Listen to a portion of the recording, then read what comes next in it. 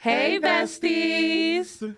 All right, so today we have a Samoan entrepreneur from the islands of Bay Area, California, who started his career getting into things like social media and radio music, then dabbled into a little bit of everything to now being one of the hottest and well-known MCs in our Polynesian community. He is one of two in the well-known duo called Western Conference, in which they have successfully established a name for themselves in the entertainment industry. From hosting big events like Hola Hola Festival to hosting reggae nights, island reggae nights at the Palms Resort rooftop. Come on, Ghost Boy, we there. Big Body Cisco has been a pioneer in highlighting artists, athletes, business owners, and overall Polynesian excellence. Yes. That is not all he does, which we will tap in and get to know the Be For Real side of Big Body Cisco. Besties, help me welcome Big Body Cisco! Hey. I was like, who's she talking about? That me? The big one. Okay. The big one, never the little one, okay? Okay. Yeah, the living legend. Thank you, guys. How we doing today, Mr. I'm Big good. Body Cisco? Man, I'm good. Every time I can come to Utah visit my family, it's a good time. So I think it was that time I hit you up. I said, I'm going to be in town for a day, and I leave right after this back to Vegas. But yeah, it's always good to be in Utah to see my mom. Grateful. Thank you for the time. Oh man, I'm here for y'all. Shout out to Vegas, coming to Utah. You already know. We have somebody, a well-known legend, okay, who doesn't like to call himself a legend or doesn't like to call himself anything, just Big Body Cisco. I'll let y'all do that, because when someone calls themselves a legend, they can already just went through that moniker like, oh, I'm that dude. Right. I mean, let's not get it twisted. I am that dude. Hello, but a humble one. Him. Okay. I love a humble queen. Period.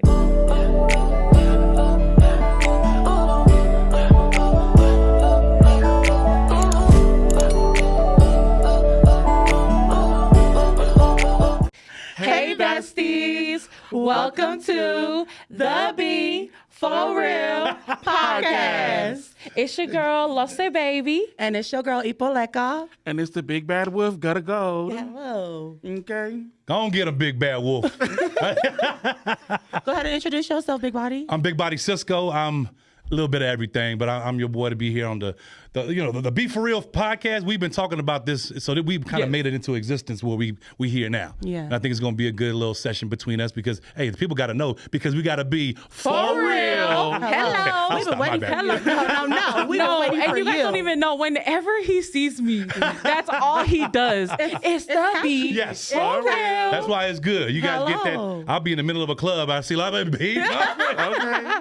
And I say, but are you really being for real though? Yes, always real. You guys will know because with social media, you can pull somebody's card. And I think the Be For Real thing is like, if you're not real, they're going to see it through your posts, through the way you carry yourself in public. So that's why when you guys say if there's anything off limits, there isn't, because I'm in such the public eye so much that if I was there to fake some shit, you guys would be like, oh, he wasn't being for real. So I'm always real. So that's why I kind of keep it what to do. Oh, well, then this is the right podcast for you. Absolutely. Come on. We here. Okay. I know everybody already knows who we have in the chair, but I want to give our besties an opportunity to hear this side from you. Yeah. Who is Big Body Cisco?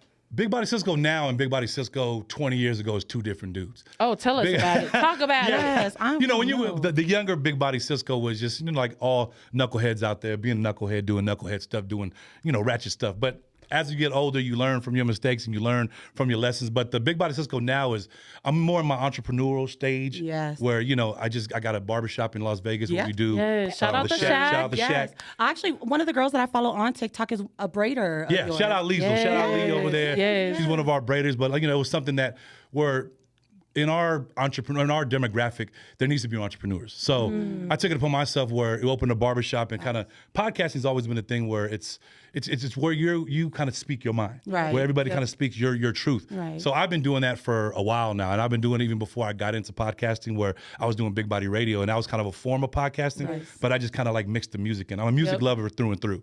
So growing up on R&B and hip hop, that's where my mainstay was. So when I had started doing Big Body Radio, you get thrown into a pigeonhole where it must be an island station. And nothing against the island reggae artists that I've known to come really close with the Fijis and the J Boogs, but that wasn't my first reggae wasn't my first love. It was hip hop and R&B. Hello. So doing, especially growing up in the Bay. oh, I'm in the Bay, and people, let me get it right. We started in Long Beach and we transplanted to the Bay. Yeah. So we started in Long Beach in the LBC. Shout out my LBC family.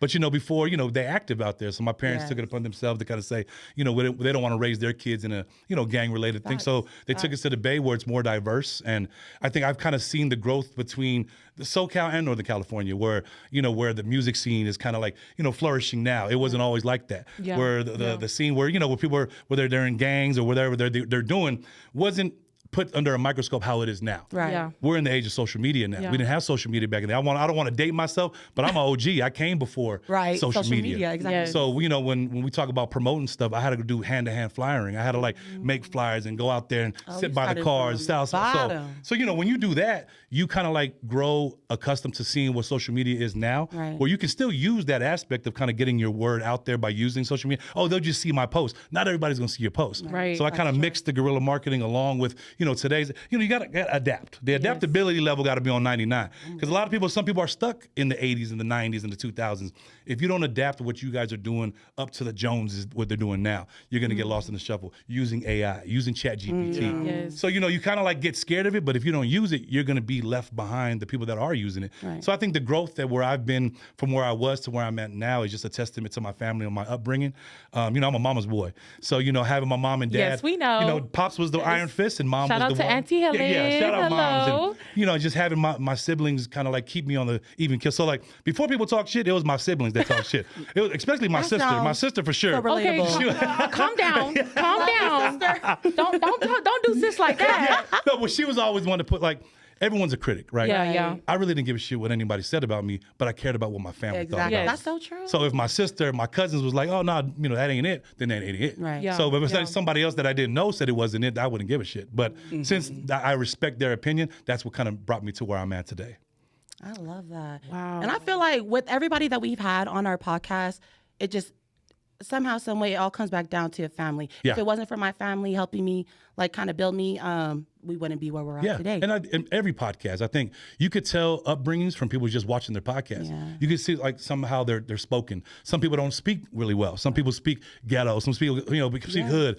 What's That's wrong all with a speaking good testament. and ghetto? Ain't nothing wrong with that, because that sells. Sex sells. There's a lot of stuff when I had Dinah Jane on my podcast, she's in that light. Right. So, we talk about a lot of things that people are afraid to talk about. That's taboo to talk about, especially in these spaces that we're in now, being Polynesians. Yeah. Yes. Whether you're talking Samoan, Hawaiian, whatever you are, Fijian, there's a taboo to not talk about certain things. So when people say, hey, do you want to dry it out or don't talk Tone about it certain things? down. No, why would we do that? Right. Yeah. We have these platforms to do this because everybody else, whether you're Meuli, Palangi, whatever you are, they're doing it. So why can't we do it? Hello. But we get frowned upon from the elders who kind of look at us, Right. oh, they Oh my shouldn't be doing that. They shouldn't Talk be about it, yes. And nothing against the elders. And I go back to my mom. I said, Mom, is this bad? My mom will tell me this. You shouldn't have did that. Yeah. But there's a lot of the times that when I'm doing a podcast, I always think that my mom is watching, my elders, my uncles and aunts. So I always, that kind of censors myself to kind of say, I can't just be out there wilding out because my uncle or my auntie, at least in Samoa, she'll be like, oh, what you talking about? And I'm over here because when we started, Yeah. I should have, double checked, because there were probably 2 episodes that we dropped, and my mom instantly, Yeah. why would you get on there and this and that and that? And I'm like, yes, but this is me being, so honest, Yeah. just telling my truth, Yes. like you said. Yeah. So that's And great. when in our circles, being so honest is overly telling people what we are. People didn't want to know about us getting our ass whooped. People didn't want to know about all the stuff that goes on behind closed doors that we don't talk about. Right. When I talk about mental health and we talk about, that's taboo to make your family look weak in that light because, your family must have been weak not talking about that. So that's why I do it, and I do it with my chest out because we lived through all that stuff. We lived through all these things that kids are going through nowadays where suicide rate is at a high rate right now. And it sucks because if they see stuff like us and we're just kind of not addressing it, who they looking towards to address it. Right. So I say, let's talk Who they about it. turn So when to. they don't have to say they watching it, but when they watch it, okay, I went through that, so I can relate. I can relate. So that's the reason why I kind of do it, and that's why I keep an open book. And I think the more skeletons you keep in that closet, they're gonna come out the worst time and be like, oh shit. Just kidding. No, but you're absolutely right. Representation is so important. Yes. I think that's a big reason why these ladies have built this platform is to be for real about it. Yeah. Be for real about stuff that is taboo to talk about in our culture. And we'll have a platform where people who feel like it's taboo and they don't have anyone else to relate to, you can relate to us. We're going to talk about it. Right. And if we don't talk about it, bring it up to us and we'll talk about it next time. We'll address it. Yeah. But also that I kind of taps into you because, man, you've tapped into so many spaces. Different avenues, right? Yeah. So many spaces. I try not to like single myself out to just be a Polynesian podcast. Like I try to relate because I do have a lot of friends that are in hip hop. I do got a lot of friends that are in other genres and other nationalities. So I always look at like Filipinos. Right. There's no secret that I always say I got a couple Filipino baby mamas, so I got to like relate to them too. But How many? How many? I got 4. I got 4 baby mamas. I got 4 baby mamas. Are you looking for more? Hey, I wasn't looking for the first one. But it just takes me back to where, like, if you can relate with other nationalities, you're more bigger than just this circle we're in. But also tapping into those different spaces has opened up more strings for you to connect through. Like, yes, absolutely. Not only because it opens up where I'm hosting shows that are no there's no poly artists on those shows. Right. But it's just because I kind of have it where I'm a chameleon. I could talk Balangi when I need to talk Balangi. I could talk black when I need to talk black. You're a code switcher. And I just do that because you guys always have to be aware of who you're talking to. Not every audience is going to take the way you guys talk. Tell me and so I just kind of look at them and be like, okay, I got to shift into this, but still keep the realness of what I am, but shift into the way I talk to them, the way they're talking back to me. So it's all a method to the madness at the end of the day. You just have to just know when and what to do when you guys got to do it. And when I'm curious, when you are in those certain spaces, like, do you ever get asked, like, what are you? And then you say what you are, and they're like, what is that? So East Coast, when I go to the East Coast, they think I'm a big Puerto Rican, or they think I'm a big Filipino. My goodness. Actually. So they don't know what Polynesians sure. are. So I got to say, you have to say, okay, what would relate with them? The Rock. The Rock's half black, half Samoan, so that's what I'm. Oh, okay, I thought he was. So I always kind of keep it to where it's respectful, where it's like. But as soon as they get the disrespect about our culture, then it's gonna come out. Right. But I know they're not stupid enough to kind of do that. Right. They mean no disrespect. Yes, they're just trying to figure out who you are. Trust me, I go on planes and I had little kids say, "Oh, that's Maui from Moana." Lesser somebody minded would have been like, "Hey, I take offense to that." Right. I got to take it. These kids don't know no better either. They don't know That's hate true. until people they get taught hate. So I say at the end of the day, you kind of take all these things with you. I could be Maui to a little white girl on the plane because I do that because I don't take it as offense. Right. Well, now when the parents are saying, "Yeah, that's that," then hold up. The little girl was cool, but now you're going a little too far. Right. Now I feel So like you I definitely got to police it, but you got to police it in a way where it's still respectful. Right. The moment you lose your respect is the moment you can never get it back. And I always say first impressions are everything. So when you do a podcast and you say, okay, that one we messed up on. I always say, hey, remember that first podcast people see is what their impression is from you. They won't even watch any other ones because of what they already judged you on that first one. Right. So you got to be real leery of how you take things, only because our demographic put you under a microscope for anything and everything. Very judgmental. So, and when they're so judgmental, you got to make sure whatever they're judging, they better be right and they better have their facts straight. Right. Or then we got a problem. So, But also, they got to make sure their stuff don't stink either. Exactly. Hello? But everybody that always talks the most shit is the people that has the most shit that stinks. Right. Can we talk about it? Because they always talk about how they need to be, the grass need to be green on their side. They got Okay. dead grass all in their shit all day. So it always goes back to knowing that and knowing when to address it. Some people Right. just don't even are worth addressing. Right. So when you have Facts. certain drama to talk about, when you have certain things like, I do Can We Talk podcast weekly. Yeah. I take little things that people are kind of talking about on Instagram and I kind of put my little spiel on it so we Right. just stay because content is key. As long as consistency is key, where I put something out every week where there's something on my social media that people can go to refer. I have a new episode every week, so I do Western Conference podcast when we have guests. So we have, we have the artists and we have entrepreneurs and, athletes and actors. That's when we kind of do Western Conference podcast. But Can We Talk was kind of me to stay relevant. Can we weekly. talk is when you can talk your shit. Oh, yeah, and I'm gonna talk my shit. So and I talk it where. I talk it to where I got to know what I'm talking about. Right. Yes. You can't just talk it and be like, does he even know what he's talking about? And people Because you can- kind I of look think- back and they'll be like, oh, I missed some of my facts. Yeah. So you kind of get called on your shit when you kind of just going off on a tandem. Right. And I check myself too, but I always say, hey, you know what? I messed up. This is your opinions, though. That's my opinion because that's what makes it that much better. Yeah. Everything you guys talk about, I always say, disclaimer, hey, if you don't like what I'm talking about, it's my opinion and my opinion only. Yep. Love it. And whether you don't like it, that's just something that I gave you the disclaimer. But I always want people to come back. Whether they come back, I come back because, we're in the business of selling things. I got to sell sponsorships. I got to sell sell merch. I got to sell. So I always kind of, teeter on the seesaw of, should I really talk my shit, or should I kind of say, okay, I might lose a sponsorship over this. So it's a real thin line between kind of saying, because there's podcasts that'll just talk their shit because they want that to be shit. And sometimes being messy and drama is their niche. But if you have controlled messiness and you have controlled things where sponsors can be like, damn, they controlled that dope, where they can still talk their shit, but I'll still have our logo of our company under there. So sorry, and just talking about this, it makes me it reminds me of that influencer, that Samoan girl. Like she would clap back on the band. Frick, I can't think of I know Draw Follow. Yes, her, bro. See, now and I watch all the influencers, and I watch all from, and I just see how they move. And like, there's people that do it for hobby. There's people that do it just to do it. There's people that do it that make a livelihood out of this. Like, I've actually came across where this is my livelihood. Like, podcasting I do every week, and I make money off sponsors off podcasts. We got bills to pay. I got a shop that I got to take care of. But unless you take it serious and realize what steps and what structure you guys are doing for your podcast, you know who doesn't do it and you know who does do it, because you just have, the people that just do it just to do it. Right. So like, and I don't like to deter anybody that watches it. We needed to hear this. We needed to hear this real bad. No, and that's what I kind of want. I mean, I always come to podcasts to kind of say, look, I'm not here to tell you guys to do any, but how do you guys do your podcast? Right. But also know that there's another light that's going to look at you guys to kind of say, do I want to put some money behind this podcast, or do let that just be the hood podcast? No, we absolutely want the money. No, exactly. Right. So everybody wants the money. At the end of the day, that's what it's for. That's what it's for. Because that should be the goal of yours when you guys come together and say, hey, what are we doing this podcast for? Right. We're doing this podcast to what? To feed our families. I would hope to be one of them. Yes. And to kind of like, if you're going to spend you guys' time, you're going to spend your guys' money to rent out studios, to rent all this stuff. How are you guys going to recoup that? Yeah. The way you recoup that is to have mom and pop spots around Utah say, hey, we could talk about your business. We could have your meat pies here, whatever here. So that's why if you look around and you see there's no labels on these waters.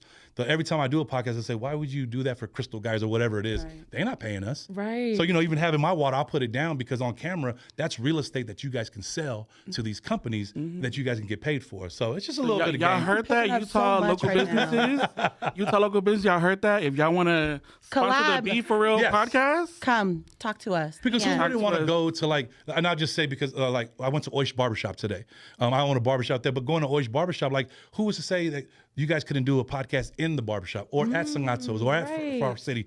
Wherever you guys always want to go within your own first. Okay. You talk about whoever you guys have connections to. Those who you talk to first before you guys go out to the big wigs and the bigger companies. Right. Because if you can master your mom and pop spots, then you're going to have the know-how to get to the spots that are going to pay you more money and triple what they're paying you for the mom and pop. Right. And the little bit of money it goes a long way. Oh, you guys have to have structure in that. A little bit of support means a lot. Yeah. Especially from the mom and pop. And support spots. Is currency as well. Yes. Like support is currency that is you can't put a price on that as well. If somebody can sit there and repost you guys' podcast, that they're supporting in a way that is better than money sometimes. Because they'll have a following. So for instance, I did a show with Joe Coy. I went to a show for Joe Coy. Joe Coy is the biggest comedian right now. So before I came here, I just put up my podcast clip talking about his show, and Joe Coy just reposted it. So him reposting it is getting me open it up. So the people that's like, what podcast is that? Now I'm getting people that are following me now. So like I said, method to the madness. That always has to be a method strategy. To the madness. Right. Yeah. Being strategic on every way you move. Like it's dope to do that. How you guys free range of with your personalities. But if you guys control that in a controlled way and make some bread off of that, you guys are going to be up there. So that's like, I always try to tell people that, like Kona, I went on his podcast. Yeah. Shout out Kona. Shout out Kona. And I kind of told him the same thing I'm telling you guys, and he got inspired by doing it, and he's been hitting the pavement hard. And I see the consistency. Yeah. Kona. And he got mad. He hit me because I guess something went wrong with the studio with him and Nina Sosafina. Like, you don't want to lose consistency, but I said, when you miss a show, it's harder to kind of build it back up because people are always say, okay, let me see what the new show is. What's the new show? As soon as you don't have a new show, okay, I knew they wasn't consistent. That's just our demographic. They say, they didn't take it serious. So consistency is key. I'm like, did you just really just come in here, sit down, drop gems, and then said, I'm done? I said, you came in and put the mic down and you said, I'm done. But this space is huge. Yeah. If we do it right, if we do the right things, and we're not saying we got to jump through hoops for anybody. We're just saying let's do the right things for corporate companies to kind of cut us a check, to kind of keep our realness and our authenticity with what we're doing already, but to a place where we're getting paid for it. Yeah. And that should always be the end goal for everybody that's even here. Whether you guys branch off, whether you guys do a thing, you're a brand. Let's say you're a brand. Everyone's a brand that's here. You're a brand. every time you go out of the studio, you're a representation of your brand. Yes. Oh, I know her from the Be For Real podcast. Oh, I know that's Epo. So do you want your brand to be on the shit side or on the side where I'd go fuck with them? You know what I mean? So I'm not gonna lie. I speak just riding on top of that. That's why I slowed down my drinking and partying. Yes. Because I was turning it. Yeah, trust me. Trust me. I'm one to talk because I used to drink a lot. I used to be the guy in the club. Before I even got serious about what I was doing, I was the knucklehead in the club, drinking, getting drunk. My Hennessy days. I call them my Hennessy days. But you gotta have some time to celebrate. Absolutely. I mean, hello. Of course, yes. But I think it wasn't until my husband was like, you got to look at yourself like you're the business. Yes. You out here being sloppy or, just like being crazy and too ratchet. They're not gonna want to buy that or see that or support it. Well, you use credibility at that. But they see you throwing up, and then and now everyone's putting their phone out. Now they got that clip of you throwing up at a club. She's like so that. So yeah, you definitely have to protect the brand. I'm a stickler for protecting the brand at all times. When I don't do certain shows, I don't do certain events because there's a possibility of something happening at these events. Right. But the only thing that they're gonna see, Big Body Cisco was there, so now that puts a dent in my representation brand. to you. So if there was a shooting at a concert that I did, they don't care about who got shot. They care about who did that show. I see Big Body Cisco on the flyer. So I'm real careful on what shows I do. I'm real picky. Not all money is good money. Not all money is good money. Okay. Because the good money is going to come. Yes. And if you guys sitting there and you guys need the bag now, think of your integrity. Why are you doing it for that bag? Because everyone got rent to pay, everyone got bills to pay, and sometimes that bag looks a little bit better than what you should or shouldn't be doing. Right. But trust me, I've been to places where I've turned down big bags. But to just kind of keep my nose clean because those big bags turn into, shooting on 3 dead. Yes. And I'm like, yes. Now my name and now my conscience is free because, we all have family. So I got to I got to, relate with that family. And now how am I going to tell, sorry, it happened at my event. I can't do that. I mean, I could, but I wouldn't want to do that because it's just a little bit too much for our brand to kind of suffer something like a hit like that. To come back from that is almost impossible. How did you come up with your name, the Big Body Cisco? This is crazy. So back when I was younger. And why did you use Big Body? That's the part that I want to know. And now we're going to get it because I said this before. So we used to be rappers back in the day in the Bay. Wait, you rap? Can you spit no, my rapping days are over. My rapping days. So shout out MOH48, all my brothers. But we had all your cousins and brothers. So my cousin at the time, Boss Breaker, that was his rap name. Shout out my brother Fanga. And he was like, you need a rap name. And I was like, nah, Cisco's cool. He said, nah, you need something to match my name, which his name was Boss Breaker. At the time, it sounded cool. Right now, it sounds like, what the hell is that? But he just said, you know what? We're big dudes. We'll just call you Big Body Cisco. It kind of rolled off his tongue. He said, anything that you want to have your name with has to roll off your tongue. So I was kind of like, that's kind of cool. So I kind of went with that. Of course, I went to my critics, went to my sister and my brother. Hey, my name's Big Body Cisco. That shit hella weak. And I was like, all right, cool. We're not using that name. But after I kind of seen it, I was like, I do need a name to be a brand. Yes. I mean, Cisco's cool. And that's also a nickname for my Samoan name. But when you kind of have something where you have to brand, I got to say, okay, Big Body Cisco was something that I could rap about. So it just rolled off your tongue at the time. And I just stuck with that because I didn't want to always keep changing my name. I didn't want to be the symbol like Prince. I didn't want to do this and that. So it kind of went with me. And my main thing was, okay, I need a logo. Because everybody that's trying to start a brand, whenever you get the name or something of your thing, you have to have a logo. Automatic. Like the Be For Real podcast, that's their logo. When you see that logo, you kind of say, okay, that's the podcast that I've been watching. So if you look at my morning messages in the morning on Instagram, I always have my Big Body Cisco logo. And I stamp it because I'll put it on funny videos and then 50 Cent will repost it and it'll have my logo on there. Right. And they'll be like, hey, 50 Cent just posted your video. And I'm like, because you never know when you're going to show up on the FYP page. But if you have your logo on the FYP page and somebody reposts it, now you just been reposted to their demographic and their followers. So in the brand. Yeah, it's always about protecting the brand and making the brand a household name. And I felt like Big Body Cisco was like, because, when I go and tell, Palangis or if I'm buying a car or something, they're like, what's your email? Oh, Big Body Cisco at, they're like, Big Body what? But if you don't know who I am, it's like, I know that's your so that's why you have to be careful with that too, because you don't want to have Big Booty Judy 69. And then you're like, that's my email. So branding is everything. Because MySpace days, I think that was everybody's. MySpace days, my email was hotgirl1934 at Gmail. Not at Gmail, at hotmail.com. Yeah, Hotmail. You had the Hotmail and the Yahoos and all that. So if you don't know Hotmail, it's always growth. But whenever you grow from the beginning to now, you always going to, so I have the same phone number for the last 20 years. And people are like, oh, how can I say? Because I'm not running from nobody.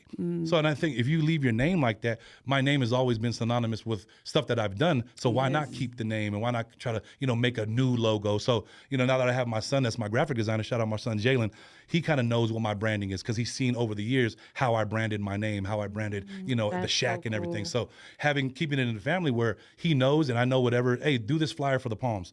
He'll design it knowing that I need to have my name a certain way to do it. So, but your name is like really so ahead of its time because nowadays people use like big for everything, like Big Mama. People call themselves Big All that. Yeah. So there was Big Body before Big Mama. But people even call themselves Big Body. But I feel like with your brand, you've always been ahead of the game. I was already 6'4", so when I was like, we're always going to be big. You can't shrink. Right. You know what I mean? So I was like, we're always going to be big individuals.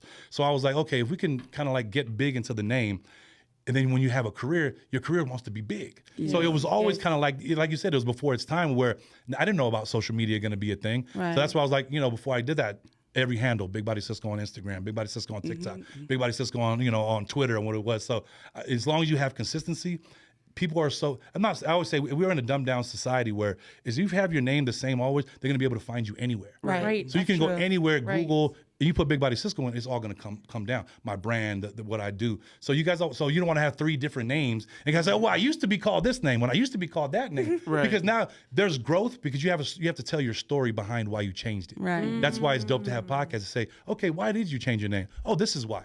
Once people know what the story is behind your story, everybody in podcast world wants to hear a story. How did I get started? So what I do with Western Conference Podcast, all the artists that come on there from J Boog and Fiji, how did you get started? Because now you're getting it out of the horse's mouth. Right. No pun intended to all my Tongans out there. I see y'all. But you guys have all these artists that do you know you're on a panel full of Tongans? I know. Oh, trust me, my sister, she married to one, so I know. Shout out, sis. She knows it's teas. Yes. Right. But branding is everything. Yes. And we talk about it to this day where I grew up in a time where Samoans and Tongans didn't get along. When I was in the Bay Area, there was no Bloods and Crips. It was Samoans versus Tongans. Right. So there was no Toko Uso movement. It was like, what we did on the weekends, like, let's go see who we're going to fight this weekend. So you take all those experiences, and then they were just kind of like going with each other. So we just had Toko Uso kids. Right. So when you kind of see that and you start to become a father, and then you start seeing, okay, it was stupid what we was doing. But I can take accountability and be like, yeah, we were dumb when we was young. Who wasn't? So if you don't have those growing pains and you didn't grow up when you threw up and did all that, you don't have no story. Right. It's a boring story at that. So I think you can tell your story, like all the stuff that you did bad that you don't regret. If you tell your story in the right way and where it got you now, there's an end game to it. It's not just always being a fuck up. You know what I mean? Right. So you kind of fucked up to kind of be where you were to be successful. So everyone that's fucking up right now, go fuck up. But remember, you're going to have to answer that for day, what you did. Why'd you fuck up? Yes. And the same people talking about they fuck ups, make sure you acknowledge with them when they get up here, okay? Just saying. Absolutely. See, even with Toko Uso, the Toko Uso moment with the 454 club and Drew Deasy, you actually broke that poly mixtape. Yes. Always ahead of the game. And with being ahead of the game, I wanted to ask, because you came out in a time where we didn't have a lot of representation in the industry at all. Yes. And so you created your own radio show, you created your own app, and created several things that we were missing in those rooms. Yeah. What is some advice you can give entrepreneurs nowadays and people who are seeking to dive into the industry to help find those niches that are missing in our community so that we can jump into them to get into the industry? I always tell people, know what your passion is. Everyone should have a passion. I talked to my nephew today. We went to the gym, and I said, do you have a passion? He's like, nah, passion is what you like doing, and if you get paid for it, that's your passion.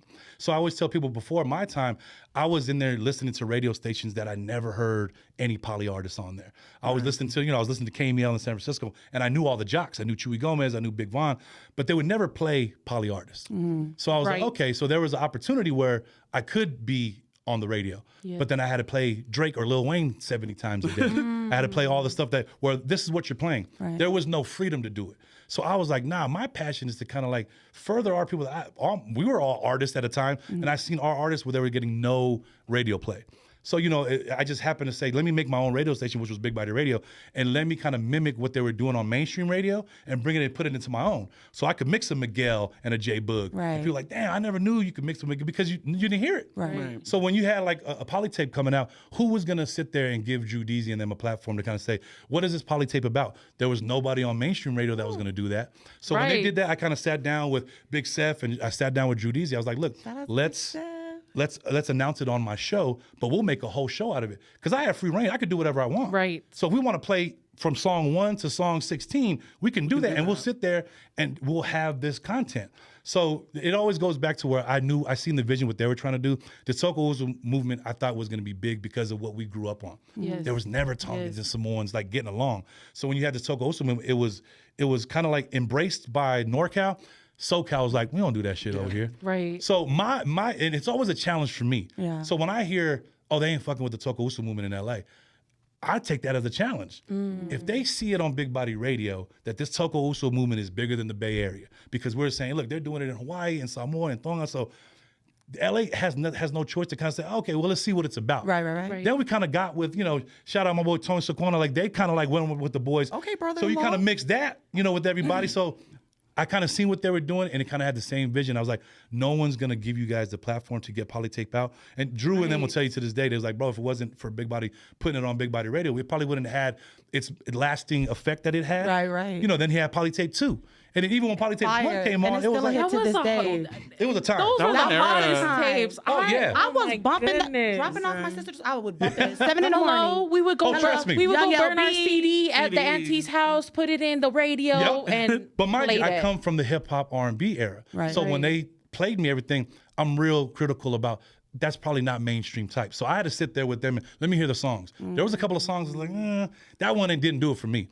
But the more you're real with your friends and family, because you have a bunch of yes men that are always going to say, yeah, that's it. Yeah. It ain't really that. It ain't really. You can't grow like that. You can't. You're only gonna grow when you get people telling you the truth. Yes. So I told Drew and them the truth. I said, I like this one. This one was cool, but this is the one. So like little by little, they kind of like listened to what we were doing, and I was like saying, they say, why? And I said, because you could mix this with a Tupac record. You could mix this with. Right. Oh, I never thought about that. You're thinking from a DJ Yeah, standpoint. and I come from a musical background. Yes. So I said, if I can mix, a Juice Boy verse with a Tupac verse and it just be seamless, that's when you have something. Yes. So I felt like Polytape had something because you had the young Cutthroats. Rest in peace of Juice Boy, but you had the younger, the younger Fins, and then you get to Polytape 2, and then when I started to see Finn and Tanel, Feege was the catalyst.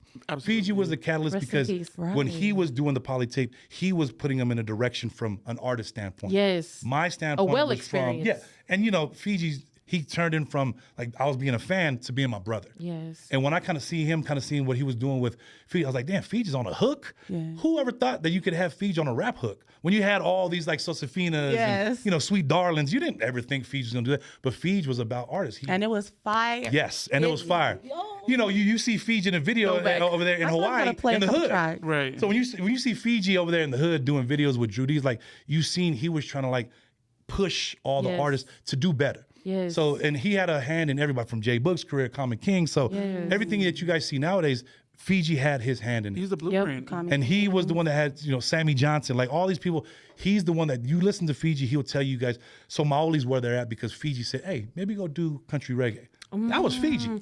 What? And so when Fiji told that to Glenn, because I did shows with Glenn and Maoli, they did shows in San Francisco, we couldn't sell out a room bigger than this. Right. But as soon as they made that transition where Fiji was like, kind of see what you could do, like covers like that, it catapulted him to where he's one of the biggest artists that we've seen. Oh, that's the go. Yeah, so it is. So Fiji has definitely had his imprint on not just my life but this whole demographic and what this culture is as an entertainment culture. Yes. Because there'll never be another Fiji ever. That's the one and only.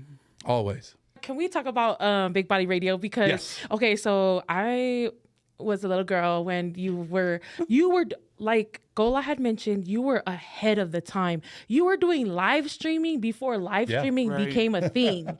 So, and then you did radio on the internet, on live, rather than just on the radio channels. So that was also ahead of the game. I remember popping into one of your radio lives and asking, hey, can you play this song? And your number one rule is no requests. Thank you. Thank you. Your number one. And you even said no requests. And if you want to request, then I say, hey, go listen to it, the tape, or go to Apple Music and listen to it. And then also you accept donations. Yes. Which you will maybe play the song. Depending on the donation. Yes. If it was a big donation, I said, okay, I like that song now. So we can play that. But that's the part where I'm just like so mind blown is how far ahead of the game you were before it's time. Looking back at it now, looking back at it now, I always looked at the mainstream. Yeah. And I was like, where's the mainstream going? So when people said, oh, you're not on mainstream radio, you just got a little internet radio show. It's cool. I'll be the little internet radio show.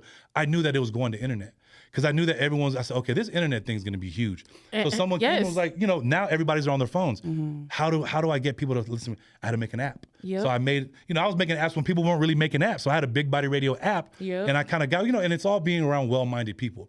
Hey, Cisco, if you got an app, you probably do that. I was like, what's an app? And they kind of explained it's an easier way to get to what you guys are doing. I'm like, dude, we're going into the age of, the necessity is to be easy. Where the technology it has to be easy. That's why I say we have a dumbed down society because everything has to be, if it's more than 2 or 3 clicks, they ain't gonna go. Right, they're lazy. So I was always, if they can get to whatever I'm trying to do in 1 click or 2 at the most, that's going to be the norm. And if you look at it now, that's the norm. Right. If someone tells me to go look up something and they don't send me the page, I'm not going to go look for the page. Right. Send me that link where it gets me straight to the page. So kind of seeing that where it was crazy where it was ahead of the time. Man. It was like, man, looking back at it now. And weren't you even on Twitch? So Twitch was like new when we were in the pandemic. Yes, you were streaming before and we were streaming. And they were sitting there, and I was doing it on Facebook Live at first. Yes. Facebook Live, and they kept cutting me off. They was like, oh, you're playing music that's copywritten. And you'd be like, go to Twitch, everybody. I said, I had to get hip to the game. I was okay, if I can't use Facebook and I can't use Instagram, but these are the biggest social media platforms right now. How do I turn that into monetization on Twitch?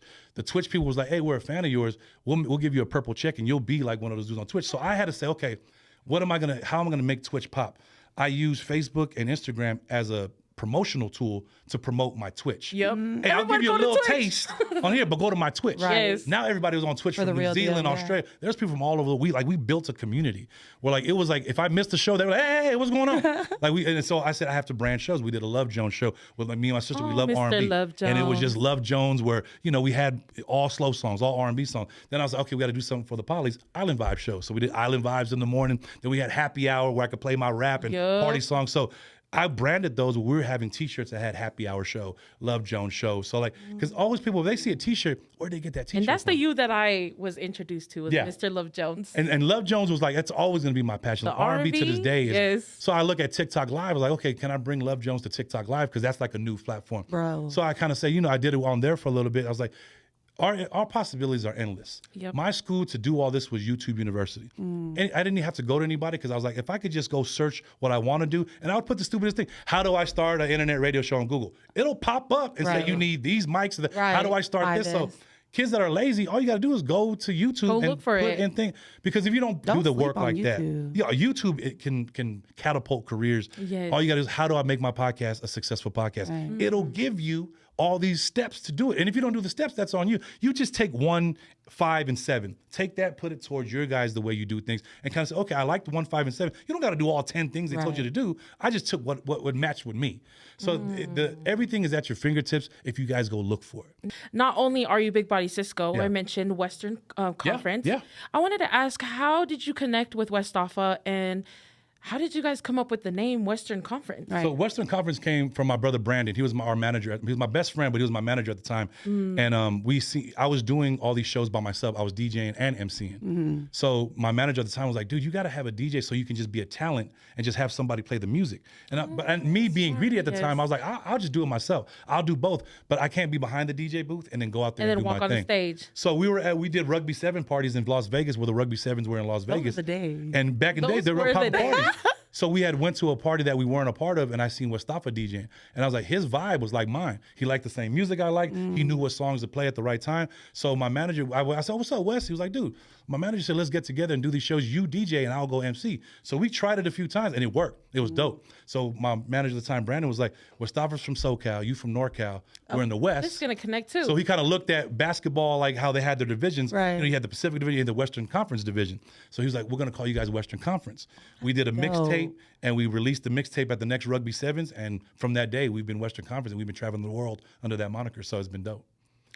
And the rest is history, as they say. I'm gonna need y'all to start hosting parties with the Rugby Sevens again because bring it back. Yeah. So and that's why, like, when you do things for so long for free, I did a lot of these shows for free to show and prove what my value was. Right. To say, hey, so now that you see me do it for free, what are you willing to pay? They're still not going to pay what you are worth. So what I started doing when I had to start turning down people that wanted me to do stuff, because I was just doing everything. Yeah. I wanted to do everything to get my name out there. When you get to a point where you feel like you've done enough of the free work to kind of say, okay, it's time to start getting paid.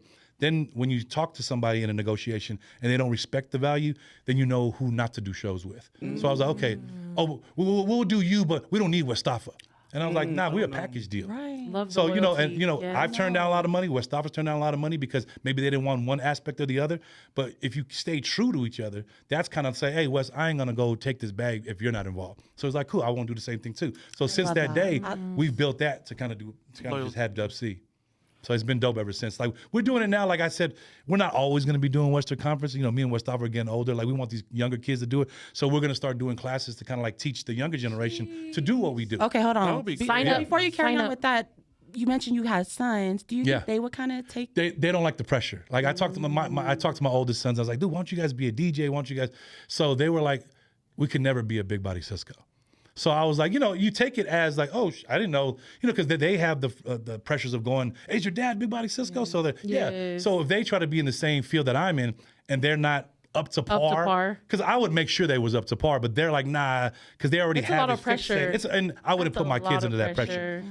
This generation, we're softer on our kids. We got our ass whooped. So, but our kids, we still whoop their ass, but not how we did. Right. But we kind of like, we're a little bit more softer on them. So if they don't want to go through that pressure, I wouldn't put more pressure on them. So I kind of said, okay, what do you want to do? So my son Jalen was like, I want to be a graphic designer. Cool. How does that coincide with what I do? I always looking for a graphic. I was paying my other friends to do graphic. I could just pay you to be my graphic designer. So they're slowly but surely getting into the game, because I do want to leave my legacy to my kids. Yeah. But at the end of the day, you don't want to force them into it. My oldest son, he has his family now, so he has to look up. So I'm a grandfather. So shout out my 3 grandkids, where it's dope to be a grandpa, and now you're like, damn, do I want to be the grandpa still on stage? So that's where it's like my pivot is where I kind of went to the comedy thing. I started my way in comedy because I always think, you always have the friend that think they funny. I know that if I talk about my experiences, that's already funny. So I kind of did it one time in Las Vegas, and it was a hit. They was like, hey, you need to do this more. I said, that's going to be my pivot from doing, going around letting you guys party with me, to where me and Westafa's kind of say, hey, let's take a step back. Let's get these younger MCs and these younger DJs. And I see a lot of them, and a lot of them could need some guidance, and as long as they had guidance, they'll kind of like fall right into what Western Conference was doing. But still, it has to be where, are you willing to learn? Are you willing to? And not a lot of people are willing to learn from other people, especially in this demographic. I think if you did host like a panel or like I would sign up. We're doing like a lot master of people class. would sign up, especially nowadays, because we're in the era of influencers. Yes. People want to gain knowledge from people like you. Yeah. So I would definitely sign up. Oh, and especially with the connections that you have, like you would be pulling in your connections and bringing in people that these creators can learn from and take knowledge And from. I kind of take that now, like when I have a podcast studio back in Vegas. So when people want to do their podcast at my studio, I say, okay, if you do it there, we have packages where you could be under our umbrella where we're helping you promote your podcast. So I'll take that package all day because we're saying, oh, hey, you see Western Conference packages, but we have a new podcast that we're having filmed at the studio. So they're taking. So I'm starting to see people kind of say, okay, as long as we have guidance, there's value there. Yes. And then when you have value, you could put a price tag on it. Where is it really worth that? And I want to make sure that all my price points are worth what they're getting. But yeah, if I had somebody willing to teach me how to MC, like I'm willing to teach these younger MCs to MC, it's all about reading the room. Exactly. And I try to give out free stuff all the time, because I feel like the game is to be told, not to be sold. And I feel like if you give this younger generation the right tools, it's them that's going to fuck it up, because I'm like, I gave y'all that. If you look at all the podcasts, I told y'all what to do. Right. But then if you sit there and actually have a class and be like, look, this is how I do. I read the room. If I see a couple over there, I need to make them dance. I don't care about the 10,000 other people. If I make that couple dance, that means I've won over the rest of the room. That's all that matters. Right. So, and gems like that can help an MC that doesn't know that know-how to kind of say, okay, what was he talking about? Oh, he's talking about that old couple. You tend to the old couple, you tend to the kids. Everybody else is going to follow in suit. Yes. So you do that all the time. like, so that's why classes are, they're in the works now. But and you teach them how to read the crowd, because man, not a lot of people can read the crowd that I've noticed. No, because the one thing that I love about Western Conference with the festivals and the concerts that I've been to is you know how to read the crowd really well. Yes. And you know how to see, okay, I see some oldies, I need to do some throwbacks. I see some 90s that you think is 90s, I need to do some 90s. And then you do add a little twerking, a little ratchet. You gotta cater to everybody, right? You gotta equal it out. If you have an all ages event, you're all ages, right? How do you do that though? How do you read the crowd? Like I said, me and Mustafa don't just go out and just do it. We sit in our green room and kind of say, okay, let's go outside. So we'll walk around and we'll walk the crowd. There's a lot of older folks here. Okay, cool. Let's start with this. So we'll kind of say, okay, let's do this, this, and that. And we kind of read off each other so well. I'll just turn to him and he'll know. Old school. Okay, cool. So I'll say, hey, man, where are my old school people at that? So we'll kind of have that vibe where the old school has to be enough vibeable type beats where the younger generation, oh, I remember my mom played that. Right. So you kind of take them on a trip too. So when you play at two occasions and you play some music where the kids are like, I remember that song, now you kind of like you won them over and you won the older folks over. Yep. Then you kind of get the people that just sit there, just entertain me. Right. And there's always that one. Always. There's always. If you see, like, we just did the Aradna show here at the complex, and I seen this one lady. She just didn't care what me and Mustafa were doing. So I said, okay, I need to know what's going to make you dance. And she was like, just hurry up. You know what I mean? So I'm like, cool. I took it as a challenge. I was like, you know what? I bet you this. So we played some like booty twerking music. So she kind of had that. I said, there goes the shoulder. There goes the shoulder. There's people that want to be entertained, and they're like, and these ticket prices aren't cheap. If I go pay $100 to see a show, why am I entertain me? Yes. So I take that with a grain of salt to kind of say, okay, she don't mean it like maliciously, right. But just try to poke fun of it, and if she doesn't kind of go with it, I'll just move on to the next thing, because you can't sit there all day and be like try to make this one miserable person happy. If she don't catch on for the first one or two, I'll move on to the next. Go on. Yeah. So I always kind of say, like, you always kind of go to where the handicap sections. I always make sure they have a good time, because they're there. It took a lot of courage for them to come to a show. Right. So I say, hey, what do you guys want? And they're just, they're gigging in their wheelchairs. So you do that, and then other people say, okay, he's vibing to them. Then you vibe to the older ladies that are there. Once they see that, then the younger ones are like, okay, we're not in just a club. Yeah. We're in a thing where there's a lot of family. So I always tend to the elders first. Like, I always see like the older man, like, hey, which one you want to hear? Oh man, play my Josh the Tuffy. So I was like, first of all, I don't do requests, but no requests. Right. But reading the room is a gift. And reading the room, you can get it as long as you do it and sit down and be a student of the game. I'll sit there all day. I was like, you know what? I got this Muley couple over there. If I can get them dancing, everybody will start dancing. And I take that from when I used to do weddings and I used to do birthday parties, and I used to take that when I used to DJ. I was like, okay, how am I going to get it going? I just look at the one table that's drinking and having a good time. If I can get that table to party, everybody else is going to party.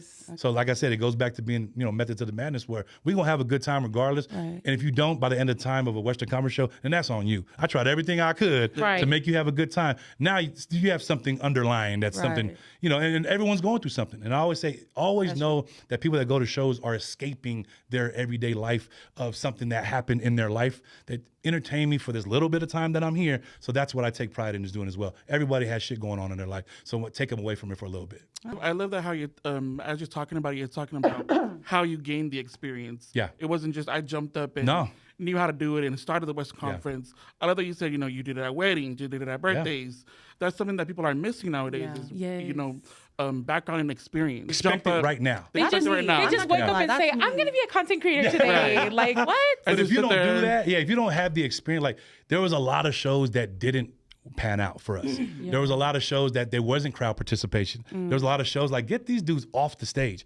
You have to be okay and have thick skin to take that criticism. Right. And what are you going to do with it? Right. Not a lot of us fall by the wayside when they get criticized like that. I'm just ain't going to do that shit no more. But I take it as a challenge. Okay, next time I'll make sure this motherfucker come back. But like, people don't see those shows where I've done shows with 10 people. And then to the shows where there's 20,000 people. Right. You have to have the same energy for the people that's 20,000, for the people that's 10 people. So if there's 10 people there, I'm going to make sure they get the same show that if there was 20,000 people there. Yeah. If you don't keep that same energy, now you kind of like fluctuating through what your energy is going to be. Right. Now you just give me the energy because there's 20,000 people here. If you give me your energy and there's 5 people here, that's the dude I want to go see. Right. So next time I see him on a flyer, I'm going to go see that show because he made me feel some type of way. Yes. So it all goes from experiences. Not a lot of people have experiences, but go through those things. Go in front of the mirror and say, hey, do I look good doing this? Do I not look good doing that? Try again. I'm telling you, it's all going to come back in more ways than one. with all that you've been through, all the spaces, everything, every experience that you have, how do you continue to keep yourself motivated? Because I was talking to another content creator, shout out Gwendolyn. She's a makeup artist from Vegas. And I asked her that, and she was like, honestly, it's tiring. Like I don't have the motivation. So how do you keep yourself inspired daily? You're doing so much too. I do want to know. Just like Gwen said, it's tiring, but I can't never let my followers or supporters see me sweat. And the reason I say that is because I'm in a space where if I let them down, I let myself down and I let my family down. So I'll always be a representation of my family. So if I did that, I know my mom's like, you're going to kill it. And I go there and I don't kill it. And I don't want to take a picture right now. I don't want to do this. Now I'm just like, my mom's like, you got to be lucky somebody wants to come take a picture with you. You got to be lucky someone. So I always do that where it gets tiring, but it has to turn on right away because these people don't have to ask you for your time. Yeah. So when you do that, I always kind of say, keep it going because I can go rest when there's nobody there. But then let's not get it twisted too. There's times where I could be going through something in my life where if I went through like a recent breakup or something that went, life-changing in my life, if I had a family member that died, do I keep the same energy? No, I keep the same respect level as far as saying, hey, let's take this picture. I don't want to make you go, oh yeah, cool. It may not be as lively as it could have been if nothing wasn't going on in my life, but I don't show what's going on in my personal life out to the public because your personal shit is your personal shit. Deal with that shit on your own because if you got a job like mine, you got to go and perform and make sure you're at your top of every game. Because I've had shows where I had a friend die. So shout out my brother Ray Lyon. He died from Utah. He died before Holo Holo. And no one wanted to tell me that he had passed.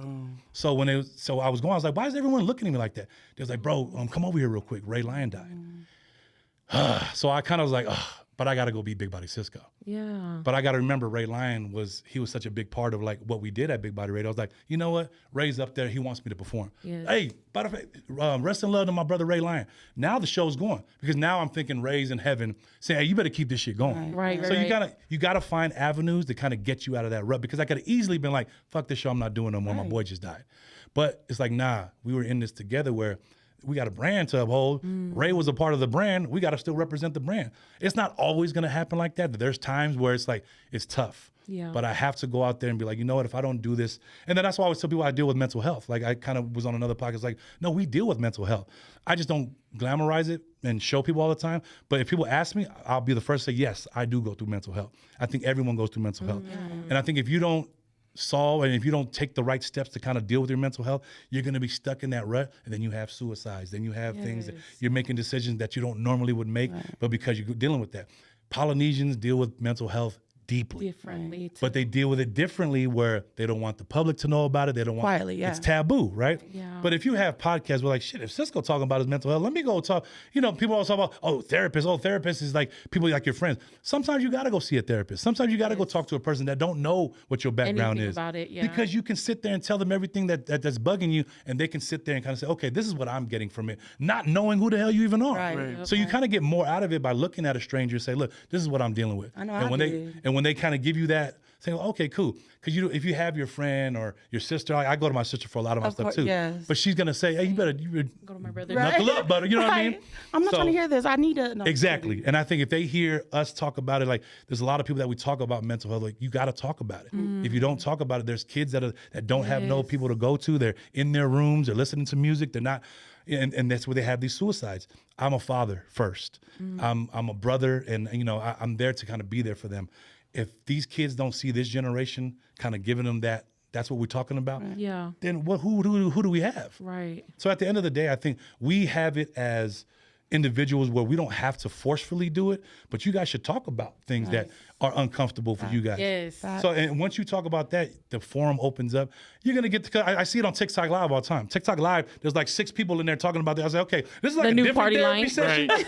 But at the end of the day, if you use it for the right ways, you're gonna win and get over what you're going through. So that's just something that I always tell people. People go through suicidal thoughts. People go through, people being molested, and you got to talk about shit like that. Yes. If you don't talk about that, we just kind of laugh. Our demographic laughs. That was funny, or just and that like was cool. Just a little tiptoe in there. Yeah, and they'll tiptoe and they'll just kind of throw the dirt over it and then never talk about it again. Yeah, we're us doing podcasts kind of have. We're in a position to kind of like do it in a fun way, but kind of do it in like, man, I can't believe they talked about that. and there's a lot of podcasts out there that want that viral moment. I'm not one that looks for the viral moment. Same. If it's not organic and if it's not coming from the heart, then why do it? There's if it's not being for real. Yeah, if it ain't being for real, they ain't being for real. But if you're picking at that and you're trying to get somebody to talk shit, you're trying to pull out of them that you want them to say some shit that could be clippable and be a viral clip. That's not for me. I can't say for everybody else, but for me personally, the reason why I've been in this game so long is because I kept that authenticity of saying, look, you're going to get what you get with me, but I'm also going to pull your card when it's time to pull your card. So at the end of the day, we all have a job to kind of say, we do have this, podcast and this status, but what do you do with it in a way? You just doing it to make money? Nah, was there more deeper? You got to be deeper than rap, right? At the end of the day. So it got to be deep to you, because once you start feeling that authenticity in yourself, it'll start exposing and exuding through the camera. People are like, man, Cisco was talking some real shit, because I can relate with him. There's nothing that nobody can see on any podcast that I've talked that I haven't said what was on my heart. And I kind of wear my heart on my sleeve, where, there's been times where my mom cried or Fiji cried, and that makes me cry. So who says I'm not to cry?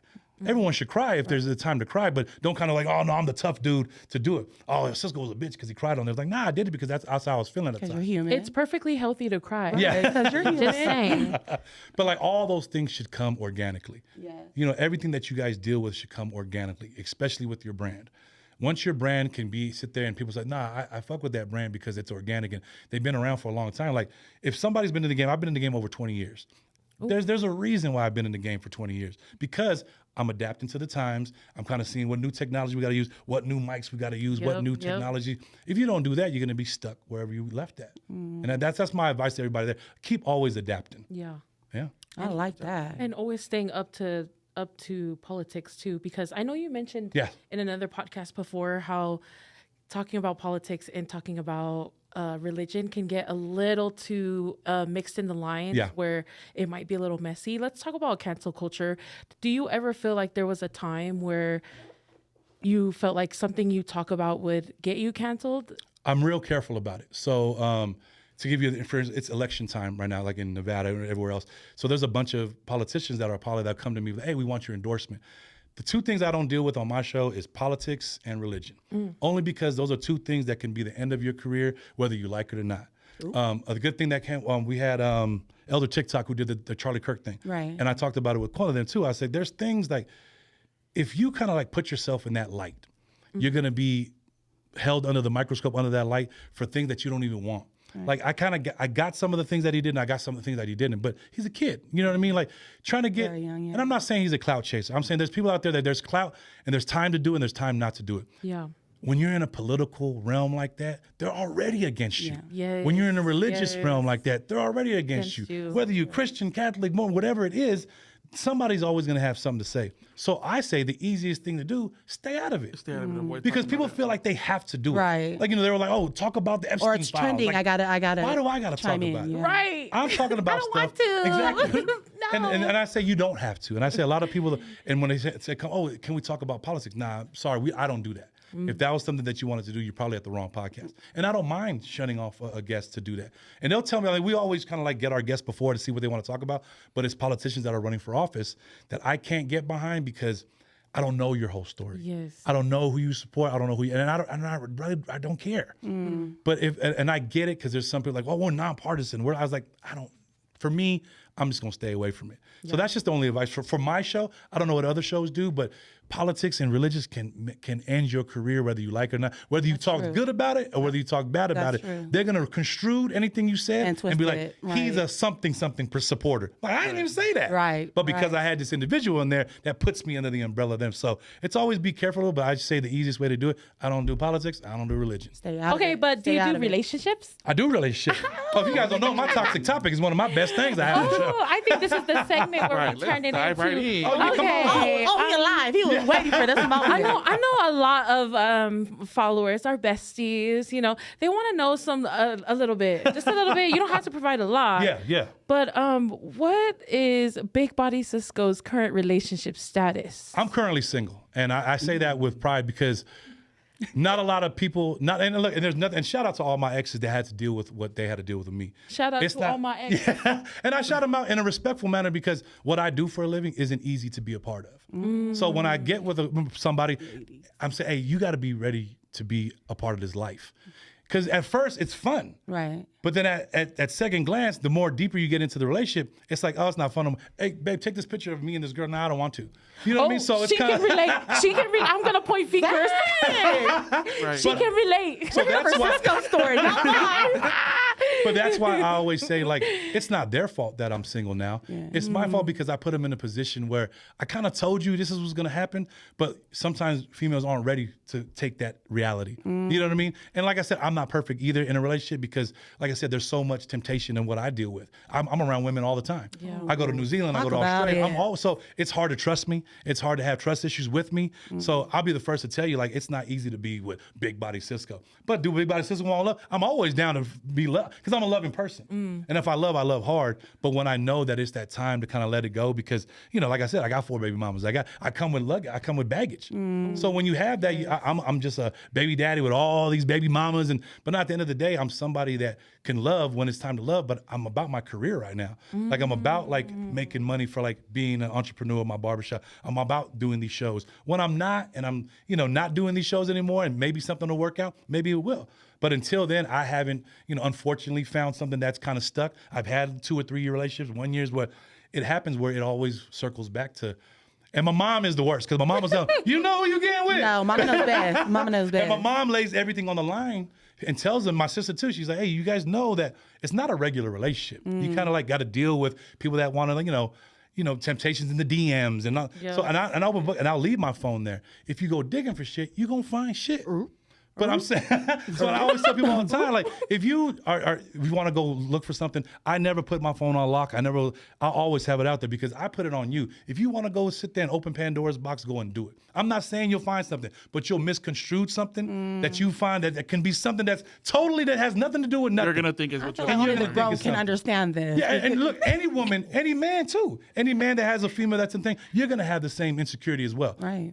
Guys and girls can sit here till they're blue in the face and say, oh, I'm not insecure. Motherfucker, you insecure. You know what I mean? So, and I'll be the first to tell you as well too. Me in a relationship, there's insecurities that I have in certain aspects of the game, but if you don't tend to them, you got to take accountability. I've taken accountability by even talking about this now because not a lot of people, no, I'm the best thing since sliced bread. No, I'm not.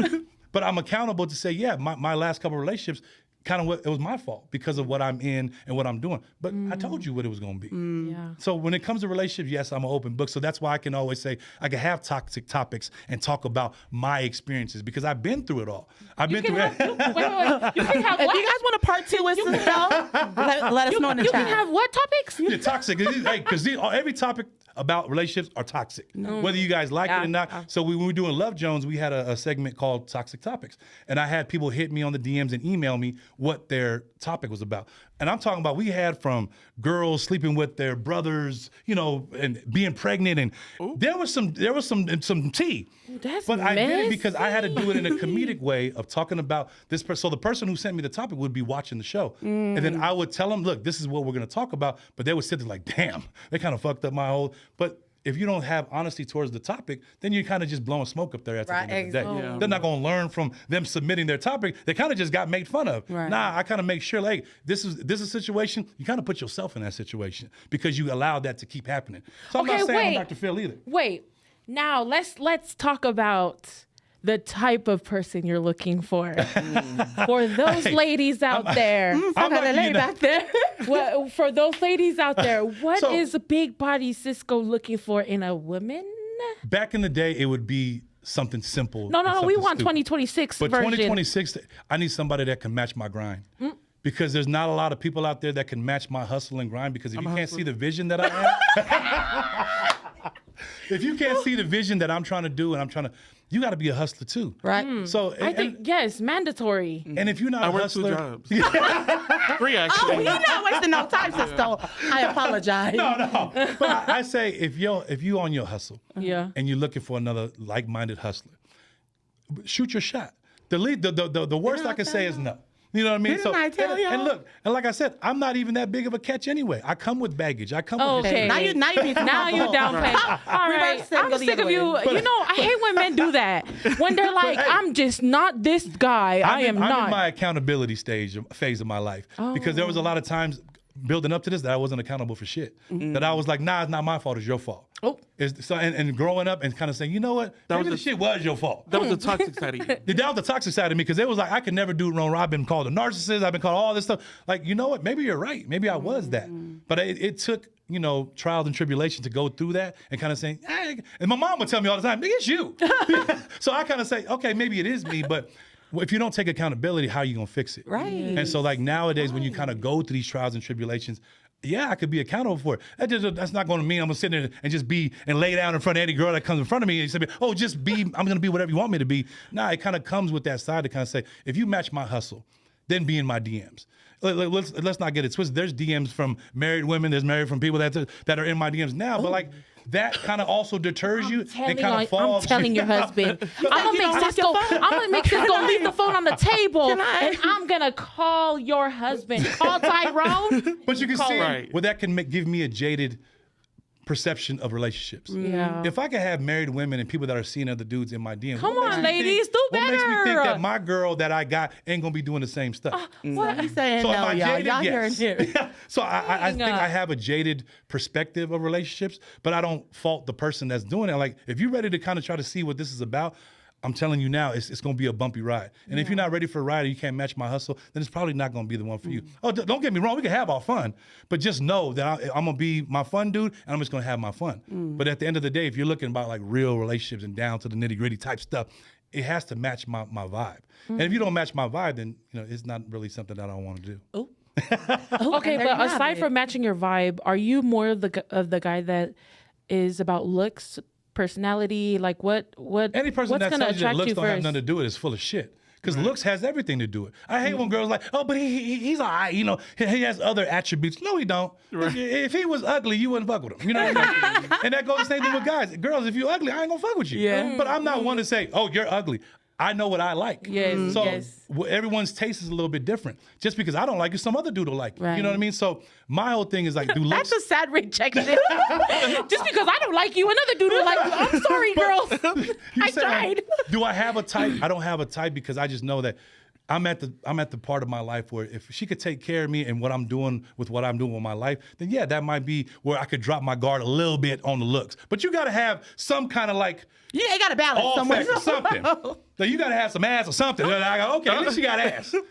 But at the end of the day, like, people like ask, oh, do you date poly girls? I never used to date poly girls because I used to always have the stigma that they were related to me. So I was like, I my can't gosh, do it. Everybody has gone through struggle. Cisco don't even deal with poly. I was like, not by choice. It's because I didn't want you to be my cousin at the end of the day, and I didn't know about it. So do I date poly girls? No, but like, I've had a poly girlfriend before, and I just like, the first thing is like, what village you from? So I had to kind of go through the whole ancestry.com. Yeah, like, I do that. Yes. And then all the women have their ways of saying, oh, Cisco just messed with Filipino girls. He just messed with Latin girls. And then you guys don't like who I'm with any damn way, so it don't matter who the hell I mess with. So at the end of the day, it's like, whoever is going to take care of what I'm trying to do going forward, that's the person that's going to be the one for me. Is she out there? She probably not. If she's there, she going to find me somewhere. Step up to the plate, ladies. She need to hurry up and get divorced and already find me.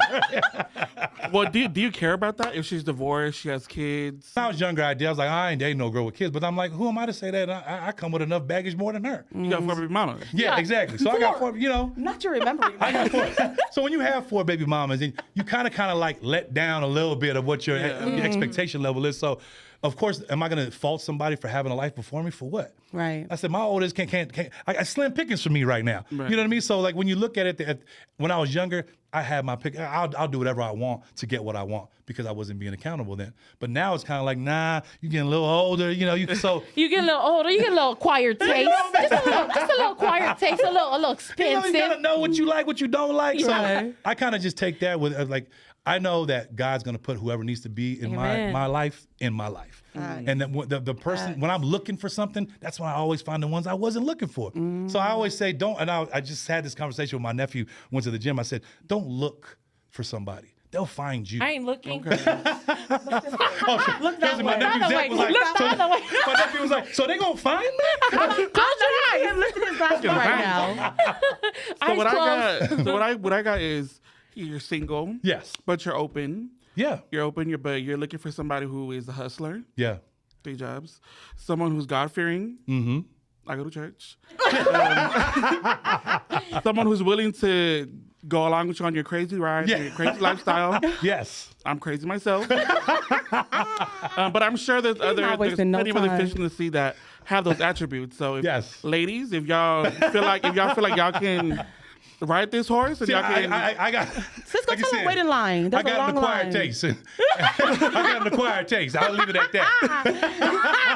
He likes the ocean. Yeah. Okay. The ocean. I like swimming. I don't like the paddle on me. I like doing the swimming. Shit. I'm like, hey, get that paddle off me. I got my own paddle. Shit. I'm so dead. But that's why, like, my brand, like, and it goes back to, like, I have lesbian, gay. I have all my people that follow me. I never kind of say, oh, I don't fuck with them. Right. I think because we've grown, me and my. You know what? I did see that. And I really, I wanted to talk to you about that. I really appreciate you. Yeah. As a gay man. That you are not, as just mentioned, as other straight Polynesian men. Absolutely. Yes. And you touched on it in a couple of interviews where, you know, you do have a lot of LGBT people around you. Yeah. And you make them feel comfortable. You don't, even right now, I feel comfortable joking around with you because I know you're not about to sit there and be like. Oh, we'll take it. So my sister can attest to this. We have a lot of family that's in the community. So we have a lot of lesbian cousins. We have a lot of gay cousins. So we party with them all the time. So who am I to judge on something that when I have a platform? So I always want, like when I did Kona's interview, like I said, look, don't feel like, you know, you have to hide anything from me, because I think we've had the Auntie Leroy's and the Uncle Elisa's. Like we had, you know, gayness that we grew up with. Right. So when you have that in your family, and it goes back to your upbringing, not a lot of people can accept that. So when they can't accept that, and when I talked about religion and politics being, shit, you think that LGBT, that's another community that will whoop your ass. If you guys ain't careful with them too. We love you. Exactly. So I always say, like, I always with open arms, you know, always talk to everybody Except like that. everyone, yes. Except because why? Why not? Like, I don't care whether it's nationality, where you guys already got it bad enough and you guys can judge regardless. Right. But if you do it from your own kind, that makes you more kind of like, that's fucked up that he kind of do that, and he's in this light. So I always make it a point to kind of say, look, I may not swing that way, but I got a lot of family members and friends that I kind of, we party and we party. Because if I want to talk to them, hey, go tell that girl come here. They'll be the first one to be like, hey, bitch.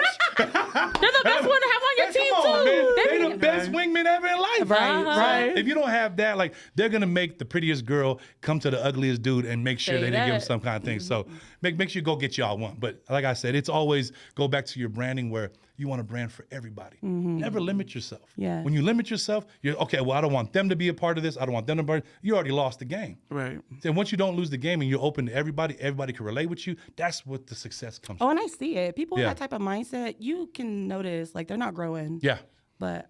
And like, and who am I to tell the person that does act like that to not act like that?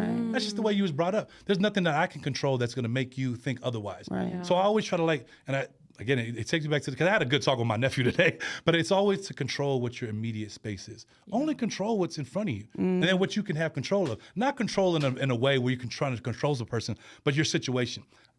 People get mad at me. I can't control the elections. I can't control who's going to be president, I can't control that. But can I control my immediate family? Can I control what my family's going to eat today? That's what I can control. Once you kind of minimize your wide range of, I don't want to control all this.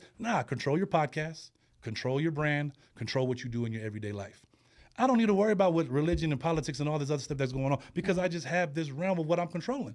Once you do that, you kind of have better control of what you can control. Yes. Speaking of control and love, lost at love, if you didn't know. How do you find time out of your busy schedule to even have a relationship? It goes back to, like, being so busy. Like, when you do get in a relationship, you got to tell that person, like, I'm going to be busy. They don't believe it at first. Then they start seeing the shows are coming up every weekend. Right. Man, when do you have a break? So, you know, you want to find somebody with a career, because hey, once you got a career, you kind of do your thing. So do I find the time? No. You kind of got to make the time. If you care about somebody. If he could? Yeah, if I could, I would. Hello. But, like, how dope would it be to have somebody on this ride with me, just riding with what we're doing? Because you could be somebody that has a career, and as long as we go into these shows, you get the cream of the crop, because you sitting on stage watching these shows like nobody else is in. Baby girl is on the side cheering you on. You better get it, Big Body Cisco. They need to be your biggest fan. Oh, yes. And, like, because you can have fans all day, whether they're in your DM, whether they're at shows. If your girl or your man isn't your biggest fan, then you probably want to reevaluate that situation because you need them to be a part of what your dream is. Because if they're not, they're only going to just slow you down. Because I've been slowed down a lot through my career because of like, you know what? Let me put my career on the back burner and go tend to this situation. Oh, bro. But you gotta go through trials and tribulations to do that. I really do, bro. Like literally. But you have to do that. She's literally relating to everything because she's dealing with that too. The support. See, but even you, like even people watching this now, they're gonna be related because they're gonna be in a situation where they have something like this happen. Right. And like it's harder for females. For you guys, I'm just gonna tell you guys straight up, it's harder for you guys to uphold that. Because you guys have to be, because the guys is different. I know. You know what I mean? The guys are disrespectful. The girls are disrespectful too, but they hide it a little bit better than the guys. So you got to know how much disrespect you'll be willing to take. Your DM's about to be flooded after this episode. Like, so people always wait, do you even answer DMs? Like, do you let girls holler through the DMs? Yeah, you don't follow me back. I do. Do I answer all the DMs? And this kind of got an argument when I had a girl before.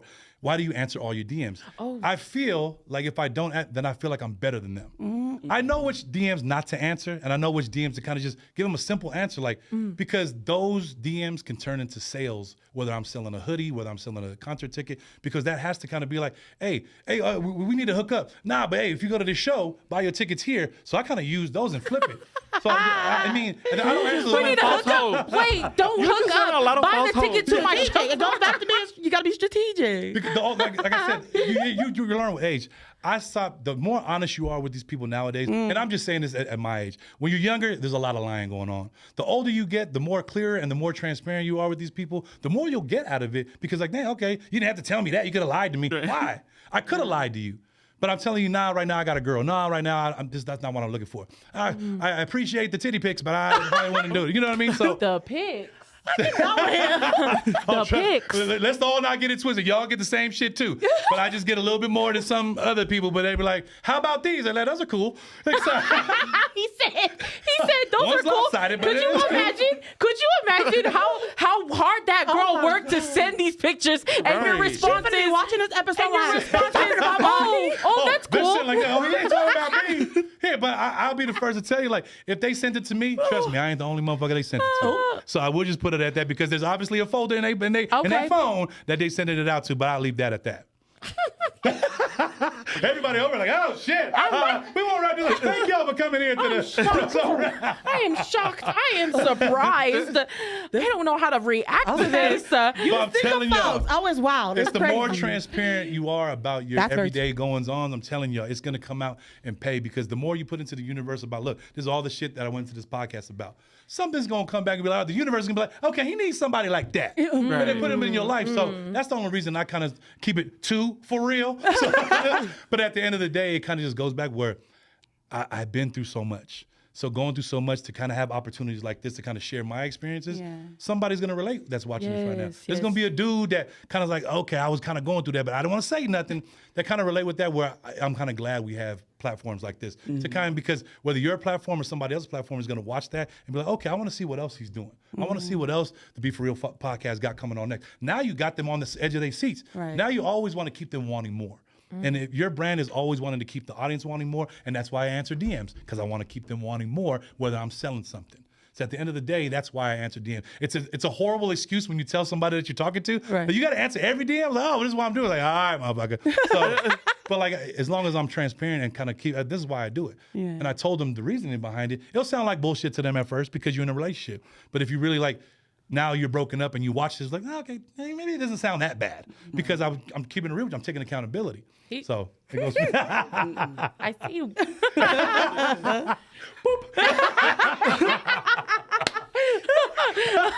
He said hello. Oh God, he said hey to my exes. There's gonna be dudes trust me. There's gonna be dudes that watch. They be like, shut your ass up. And I know, fellas, I know. But there's girls who be like, looking at their man right now. Let's see your DMs, motherfucker. So, and I'm not trying to get none of y'all in trouble. I'm just saying we're living in a social media world right now that it's going to be the end of a lot of relationships because of the way you guys perceive it and the way you guys look at it. Look, I'm not saying everybody's being angels too. Some of y'all fucking up. But some of y'all are keeping it too tight-knit where it's like, come on, you just got to come out. Like, I leave my phone out all the time. There you go. You want to see if you want to go searching for that? Go on, search it. My husband, it's literally, go ahead. Okay, well, just to keep it light and playful, can we play a game? Yes. We're playing a game. We're all stranded on an island, and we have to vote each other off. Who are you guys voting off first, and why? I'll go first. Who's on the island? Us four. Okay. I think we should vote Ipo off. I knew it. I think only because I don't think she would be really helpful to our survival. Because she got kids, she got a husband, she's all about her man. Hates you, girl.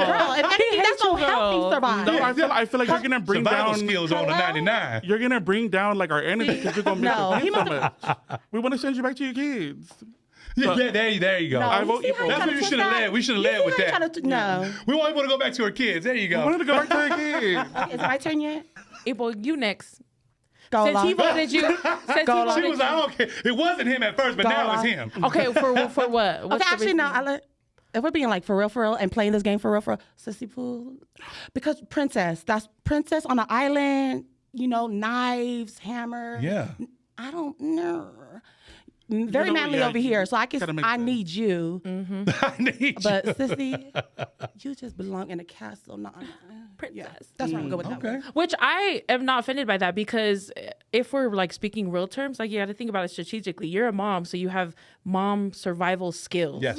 So, that. especially with kids in car seats, mess in the back, you got to deal with that. So I would keep her because she has survival skills. I would kill myself too. I'm not going to lie. I would kill myself because I just wouldn't want to be stranded on an island. They could have tried to at least swim away. You could, sister. Oh, but I can't swim, so I would kill myself because You actually don't even have to die. You're just voted off. Oh, There you go. Dang, here I am, KMS. I'm sorry. Not that. I'm not KMS. Okay, so I will vote myself off the island because I know that I just would not want to be on an island. Big, thick gal in the sand, hot, survival, not me. So I would vote myself, yeah. Cisco. You better not vote me off. Go ahead. No, Just kidding. so I'm looking at that. Got to look perspective. Perspective is we got to survive on this island. I'm assuming, right? So the reason why I would vote Ipo off is because if we had to eat each other, y'all two gonna be one hell of a meal. so if we gotta survive, please believe I'm keeping you two motherfuckers. Ipo just gonna give me a little snack. Ipo, get your ass home to your kids. I'm gonna eat these motherfuckers. Pause. Okay. So then look. So that means we're voting Ipo off the island. Yes. Okay, bye. Ipo's leaving. Ipo's leaving, and then it's Bye, Lusty. people. I tried. So now we gotta vote someone else off the island. Are we gonna?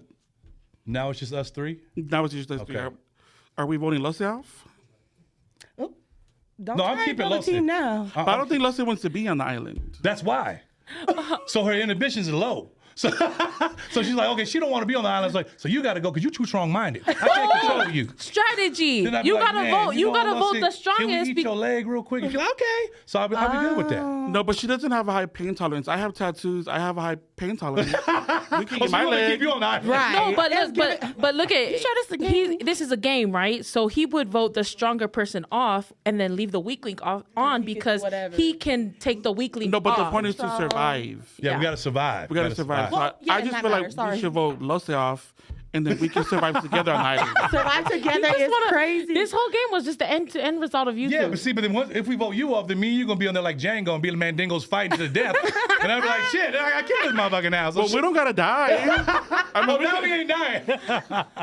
I don't know. I think we would survive on that island. We would survive nice We and on happy. there. He's swimming to Me and my man, we on the island. I see you. Get it out, I see you guys. I'm gonna just get out of here. Okay, just to wrap it up, I do also want to shout out your mom on this podcast episode because if y'all didn't know, I met Cisco's mom at Holo Holo when we got invited to Holo Holo, and I was able to sit down with her and have dinner with her, and she's just such a cool vibe. She told me all about all her kids. I know everything. I know everything. I know. She'll tell anybody. I know She'll tell the everything. court. Yes. And but that's one thing I love how open she is. Yeah. But I do also want to tell her because I was just joking about it. I was like, Auntie Helen, why doesn't Cisco want to come on our podcast? And she was like, he's not coming on your podcast. I'm going to make him. And so, mind you, we got invited to Holo Holo to do the live podcast show. Right. So the last day I had nobody show up. of course, you guys were busy, but my guest that I had planned, no one showed up. All of a sudden, I do ask Elder TikTok, which shout out to Elder TikTok. He pops on, and then also Favai from Island Avenue. Shout out to Favai.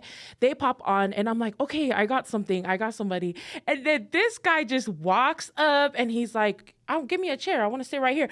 And I'm just like, you trying to sit here? And I was like, wait. Well, Lusty thought we was playing. We were like, wait, y'all can try to be. And I seen it in Lusty. When I seen Lusty, I kind of seen it was kind of a panic. Yes. I've been in that position before. And I've been where, like, is these guests want to be a guest? I'm like, and that's what I told, Kona as well. You won't know unless you open your mouth. So she was kind of like, Lusty was kind of playing around, like, oh, no. And then I was like, nah, I'll be on there. So we kind of went on there. We did our thing. And it was a dope podcast. Like, it was kind of there with Favai and Elder TikTok and Lusty. So you got to support your own. And I'm big about supporting your own. Yeah. I'll do any podcast if you invite me. And then if I'm busy, I won't do it. But I won't sit there and be like, and brush you off and be like, nah, I ain't gonna do it. But then, like, there's some podcasts that I know if they're gonna go for a viral moment that I probably won't do it. Because it takes us back to authenticity. No, he's lying. His mom made him do it. Don't listen when because I was going to our booth, because our booth was next to it, she goes, hey, go over there and don't lie. Just kidding. I don't mean to say he's a liar, but his mom definitely had influence in it because my mom would tell me to jump off a shelf. Like, all right, see you guys later. When I talked to her, I was like, please. And I go, you know what? What if I have you on my podcast? Cisco's gonna have to come. He's gonna have to come because he doesn't know what you're gonna say, because she's just an open book, just like he is. And she was like, you know what? I think because she lives in Utah, she's like, schedule me. She's like, I'm gonna come on your podcast, and I go, and that'll be the day Cisco disconnects the Be For Real podcast and shuns us. So now you know your mom is down to be on our podcast. Oh, see, so I had my mom on my podcast. I don't know if you, that's like one of our favorite episodes of everybody's, because my mom didn't know she was coming on my podcast. We were taking her somewhere, and I said, I got to stop by my podcast studio, just sit there in this chair. So she sat there. She goes, oh, so this is where you do the podcast. And I kind of told my dudes run the cameras. I was like, so? And she was like, you're not doing this right now. So it was kind of like a candid moment to kind of have my mom and, which was a great moment. It's always great to have our older generation because it's good to feed off of them, especially like you mentioned in a podcast before, is you didn't grow up the Fa Samoa way. Yeah. You didn't and grow I'll be the up, first to tell you that. You didn't grow up speaking the language, but you understand it enough. Yeah. And for your mom to come on the show to talk about things that you haven't experienced and also questions that you had, everyone can connect to that. Well, it solidified me telling people. They thought I was just bullshitting because I just didn't want to talk it. But my mom and dad decided to raise us, with English as the first language because, we were in the States and that was their choice. Right. Now my mom was like, oh, we should have taught you guys how to do it. But I'll be the first to tell you, like, we just had a funeral in Virginia, rest in love to my Auntie Marie. But just seeing the Fa Samoa stuff that has to go on, it's a lot. So, we're fortunate to have a brother that's in Samoa that kind of knows the Fa Samoa way where I don't want to lose our culture as well. Right. But I was just talking to my sister and telling her, it's like, what it is time to do Fa Samoa stuff. I don't want to also be fake. So I want to have somebody that kind of knows the ins and outs. So we have families that are Makais and shout out Kaisali and all of our family that are in this realm where I'm there to be Cisco. Yeah. I'm there to kind of like, I was there for my Auntie Marie. I was seeing everybody pass out money. I was like, hey, let me get a little bit of that. But you kind of see that where, our culture has to stay our culture. Right. And, just because we weren't raised in it doesn't mean we just have to shun it off. We have to do it in a respectful manner too. But when I went to Samoa for the first time, the Samoa media was talking to Samoa. I was there with Comic Kings and FIBA. I was like, hey, just to let everybody know, kind of like Selena, I said, that's not our first language. So if we could do this, and of course you're going to get the and then you're going to get the, oh, okay. But when you don't do that, if you're not upfront with them. That just gave me KT deja vu. Oh my goodness. But if you're not upfront with people, I say you always want to give the disclaimer before it happens. Right. You don't want to look stupid right in the middle of the interview. Right. I'm saying, hey, before we even start this, I don't speak Samoan. These guys, Comic Kings like, oh, tell them us too. We're all raised in California. And there's this big old thing that I just seen on social media today where the polys in the islands and the polys in the States is different. You know what I mean? So yes, we just talked about that. That's a battle we'll never win. Yeah. Whether on our side or whether on that side. My parents, we have the culture in our family. Yes. As long as we have that and we have the family members that kind of keep it going, then that's all that really matters at the end of the day. Yes. But we sit there with me and my sister, like I say, what are we gonna do when we have to do, things that we don't want to do, like our parents' funeral? Then we have to think about how we're gonna have the speaker doing it. So as long as we keep the culture going at that aspect, but then we're called plastic Samoans or plastic polys. if you buy into that and you feed into that, you already let them win by even agreeing to even think or have any kind labeling it as exactly. That. So at the end of the day, I'm always going to be proud of my Samoan culture. I'm Samoan, Hawaiian, and German. And, that's why we kind of keep our culture. Yes. We keep our culture where, we talk about Tongans and Samoans didn't get along, but now we get along. I got, my family's Tongan, you know. So we have a thing where we kind of hold where our kids, and we got to teach our kids love. Like, we got to teach our kids to kind of like everybody. Right. They're not always going to do it. When they grow older, they have their own likes and dislikes, but we only can guide them to a certain degree until we lose that way of doing it. But, as poly, we'll take it till they older than how they be, and we're still going to try to make it do what it do. Right. So at the end of the day, we got to keep our culture, and I think we always have to intertwine our culture into what we're doing like this. We all know that we're Polynesian, but we don't have to be the Polynesian podcast. It's just kind of say we just happen to all be Tongan, Samoan, whatever it is. Right. But people that beat it over the head, that's when you're going to get the people that kind of say, okay, let me pull your card on this. Then you're going to be stuck. Yes. So always be careful on how you guys deal with the culture as well, too. Don't talk about the culture if you don't know about it. I'll be the first to say, hey, I don't. And it makes me look bad to some, but I said that I didn't. So now the rest of the conversation carries along like, oh, he didn't know. Yes. And goes from there. So just thank you to your mom for being the stickler in getting him on our podcast. Because I know also she was probably in your mind today to get on our podcast. Oh, she did. She said, don't be late. Yes, yes. Which thank you, Helen. I love you, Auntie. And if you watch my mom's podcast, my whole personality, my whole face, my talking, the way I come from my mom. Yes, is your mama. Like, literally meeting your mom and her talking and her laugh. Yeah. It's the same laugh. I was like, whoa. And my sister all the time, you're such your mom's child. I'm like, shut up. But I am. I'm a mama's boy through You and a through. big time mama's boy, because your mom told me some things too. Oh, I know. And she'll tell everybody who wants to listen. I'm like, Mom, can you not tell everybody all my dirt that I got going on? It's okay. I didn't tell anybody. Now I didn't know who's going to get our next episode. No, I'm just kidding. Okay, so I think we're just thankful. Yeah. Thank you for just coming on. Man, this whole episode, he was just dropping gems left and right. Literally. And we're so thankful. We're so thankful. And again, y'all, besties, as we'd like to thank you guys for watching our B4O podcast. We hope that you enjoy everything that we talked about today with the one and only Big Body Cisco. Not the little one. The big one, okay? Because he's a big body, not a small body. Who survives on the island and swims in the ocean, okay? But anyways, thank you guys again for tuning in to another episode of the B4O podcast. We hope that you loved this episode. Thank you guys for watching. Make sure you guys like, comment, share, and subscribe to the B4O podcast, but also to the Can We Talk? Come on, man. We got to Big go Body across Cisco on both everything. platforms. Western Conference podcast on YouTube. I mean, support is everything. If you guys can't do it through currency, do it through support. Yes. And I think by supporting this podcast and every like-minded person that you see or like person that you guys, any poly podcast or any podcast you guys like, support it. And it's as simple as getting us a view, getting us a like, and getting us a comment. Those things go a long way because we can monetize stuff like that. Bye, besties. Thanks for watching the B4Real podcast. Perfect. Thank you. Oh, that was hilarious.